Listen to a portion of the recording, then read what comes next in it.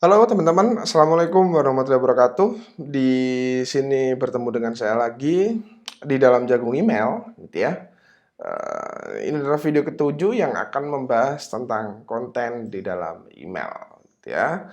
Kekuatan email marketing itu terletak pada konten yang ditulis di dalam sebuah email ya. Karena yang kita manfaatkan adalah email. Biasanya dalam email ya hanya berisi tulisan, jarang banget atau ya ada tapi nggak dominan, isinya itu adalah gambar gitu ya, tapi yang dominan adalah teks. Oke, nah the power of content itu biasanya gitu ya, biasanya adalah sifatnya itu personal gitu ya, sifatnya itu personal, misalkan memanggil nama itu adalah personal. Oke, jadi jangan sampai teman-teman itu lupa bahwa salah satu kelebihan dari email gitu ya, sifatnya sangat-sangat personal. Kemudian unik gitu ya. Unik yang dimaksud adalah konten emailnya.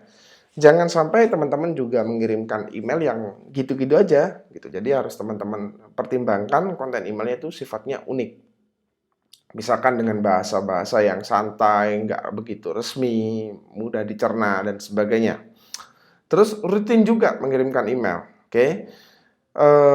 Ada yang bilang setiap hari kok mengirimkan email, itu akan lebih baik menurut saya daripada tidak pernah mengirimkan email, begitu kirim email langsung jualan. Itu justru kurang baik juga untuk, list kita, gitu ya. Kemudian sizing untuk ukuran huruf, gitu ya. Ukuran hurufnya 18, px atau itu maksimal ya, atau 16, yang paling bagus 16. 18 masih oke lah ya, jadi ukurannya jangan sampai besar-besar. Nah, kemudian dalam membuat konten gitu ya.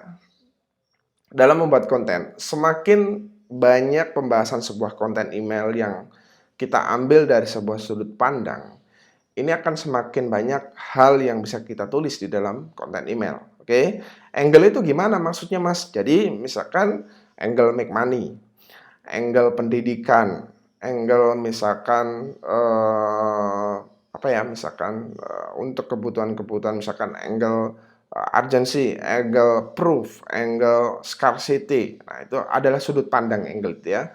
Jadi ketika kita memiliki sebuah angle, itu biasanya dalam satu angle bisa banyak konten, gitu ya, banyak konten email. Jadi perbanyaklah angle copywriting-nya teman-teman, itu juga akan mempermudah teman-teman dalam membuat konten. Oke. Dan yang selanjutnya adalah di sini kita harus memiliki kunci dari yang pertama adalah value produk, gitu ya. Ketika kita memahami value dari sebuah produk, maka membuat angle itu bukan lagi sesuatu yang susah, gitu ya. Value itu adalah gabungan dari benefit produk dan juga fitur dari produk tersebut. Oke. Kemudian yang kedua, kita tahu cara menggunakan dan mengoptimalkannya dan mengajarkannya kepada orang lain. Oke. Orang lain itu yang kita maksud adalah subscriber. Jadi subscriber itu akan lebih suka kalau kita mengajarinya bukan hanya untuk membelinya saja, tapi mengajarinya bagaimana cara memanfaatkannya agar segera menghasilkan. Oke.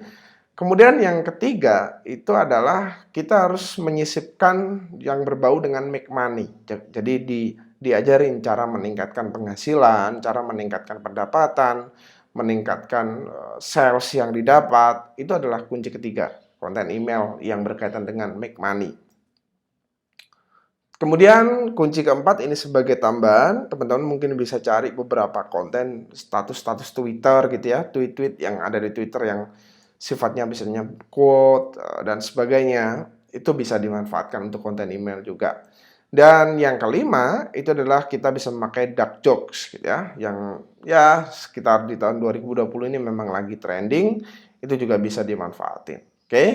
Jadi pada intinya ketika kita sudah memiliki angle gitu ya, kita memiliki angle, kita bisa memakai beberapa kunci ini tadi, mulai dari kunci pertama yaitu value produk, kunci kedua adalah how to-nya, kunci ketiga adalah make money-nya, kunci keempat adalah Twitter, dan kunci kelima sebagai tambahan adalah memakai dark jokes. Oke, jadi membuat konten email itu nggak susah selama teman-teman memiliki itu tadi. Oke, dari saya itu saja dulu. Terima kasih. Wassalamualaikum warahmatullahi wabarakatuh.